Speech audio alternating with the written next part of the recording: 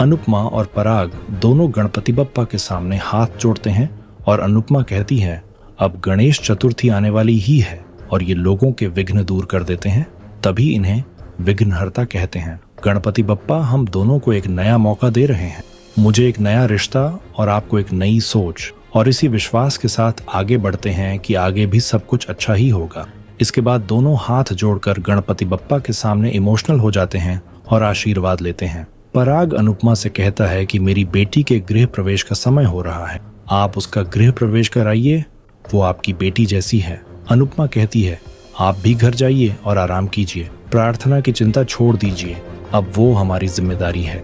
दूसरी तरफ लीला अनुपमा का इंतजार कर रही होती है। तभी अनुपमा आती है और बहाना बनाती है कि वो मंदिर में दर्शन करने रुक गई थी।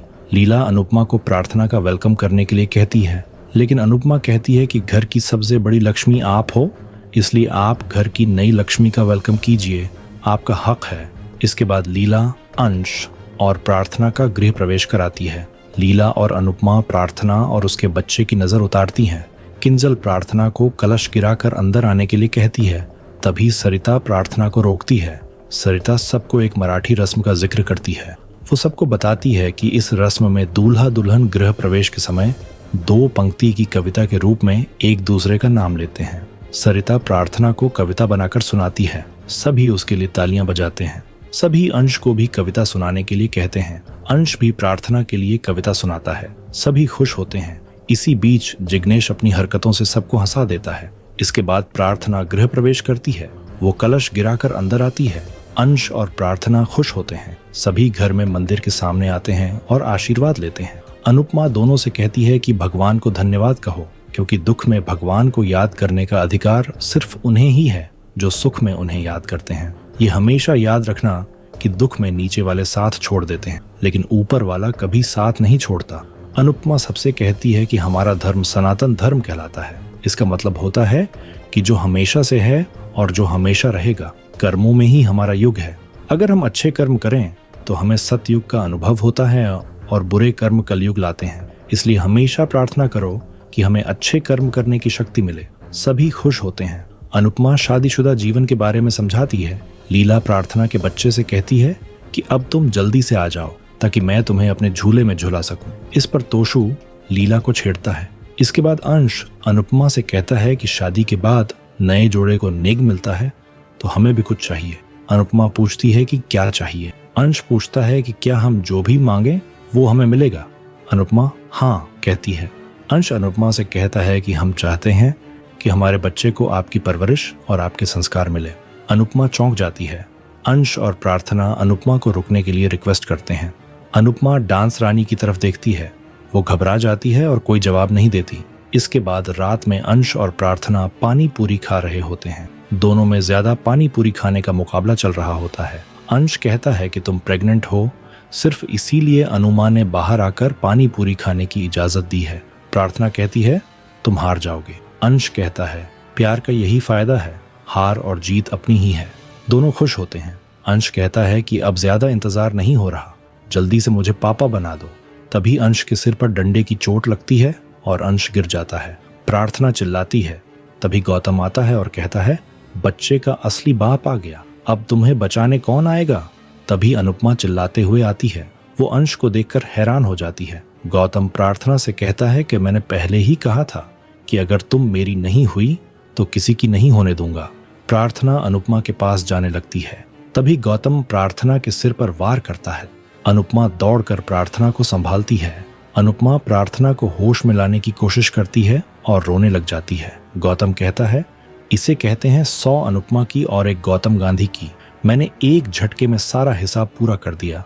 अनुपमा घबरा जाती है। गौतम कहता है तुम ध्यान से देखो कि तुम्हारे दोनों अनमोल रत्न तुम्हारे सामने अपनी आखिरी सांस ले रहे हैं।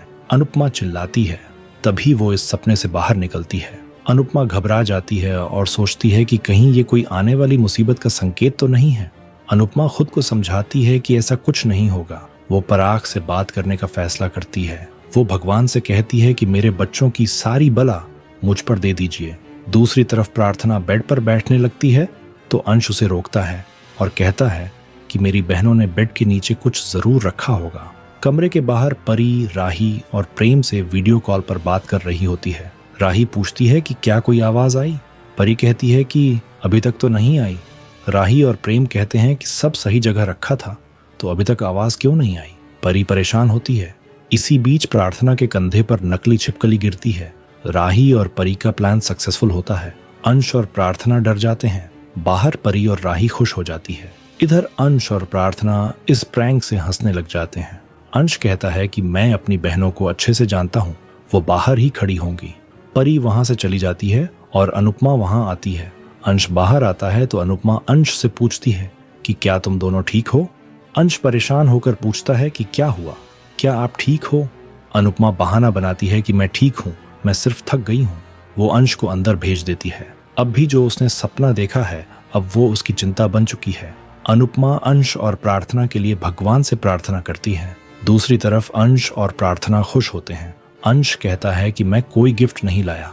प्रार्थना कहती है कि तुमने मेरी जिंदगी बना दी, मुझे और कुछ नहीं चाहिए। जो प्यार और इज्जत मुझे यहाँ मिली है, वो मुझे गौतम और उसके परिवार से कभी नहीं मिली। प्रार्थना खुश होती है। वो गौतम के बारे में सोचकर चिंता करती है। अंश कहता है कि आज खुशी का दिन है, आज उसे याद नहीं करते हैं। हमारे साथ अनुमा है तो डरने की कोई जरूरत ही नहीं है। दोनों खुश होते हैं। दूसरी तरफ अनुपमा आराम करने के लिए बैठती है और समर को याद करती है। वो समर से बात करती है और कहती है कि तुम ससुर बन गए हो और तुम्हारा बेटा भी पापा बनने वाला है। अनुपमा कहती है कि अंश बिल्कुल तुम्हारे जैसा है, उसने भी तुम्हारी तरह प्रार्थना के अतीत के साथ उसे स्वीकार किया है। मुझे तुम दोनों पर गर्व है। इसी बीच लीला वहां आती है और अनुपमा के कंधे दबाने लगती है। लीला कहती है कि तुम आराम करो, क्योंकि कुछ दिन तुम्हें बहुत भाग दौड़ करनी है। कल जन्माष्टमी है और फिर तुम्हें कंपटीशन की भी तैयारी करनी है। लीला और अनुपमा तय करती है कि इस बार जन्माष्टमी में अंश को नंद बाबा बनाएंगे। लीला कहती है कि कई सालों बाद हमारा घर बच्चों की किलकारी से गूंजेगा। इस बार की जन्माष्टमी बहुत खास है, क्योंकि ये अंश और प्रार्थना का पहला त्योहार है। सबसे खास बात यह है कि इस बार तुम हमारे साथ हो। अनुपमा कहती है कि जन्माष्टमी की सबसे बड़ी बात यह है कि ये मेरे अनुज का तिथि वाला जन्मदिन है। अनुपमा अनुज को याद करके खुश होती है। अनुपमा को अनुज के साथ बिताए खूबसूरत पल याद आते हैं। अनुपमा अनुज को याद करके भावुक हो जाती है। आने वाले एपिसोड में देखने को मिलेगा कि शाह परिवार जन्माष्टमी का उत्सव मनाता है। राही अनुपमा को ताना मारती है कि आप क्या ये दिखाना चाहती हैं कि आप अनुज से बहुत बहुत प्यार करती हो, आप सिर्फ अपने आप से प्यार करती हो, आप कभी अच्छी माँ नहीं बन पाई। अनुपमा कहती है कि क्या तुमने कभी बेटी बनने की कोशिश की है। राही कहती है कि मैं बातों में आपसे नहीं जीत सकती। अनुपमा कहती है कि डांस में जीत लेना। राही कहती है कि मैं डांस में आपको हरा कर रहूंगी। प्रेम राही को रोकता है तो राही कहती है कि आज पॉप कान्हा जी का जन्मदिन हम सबसे पहले सेलिब्रेट करेंगे। आपको क्या लगता है, क्या राही के मन में अनुपमा के लिए प्यार है या फिर असल में राही अनुपमा से नफरत करती है? कमेंट करके जरूर बताइए।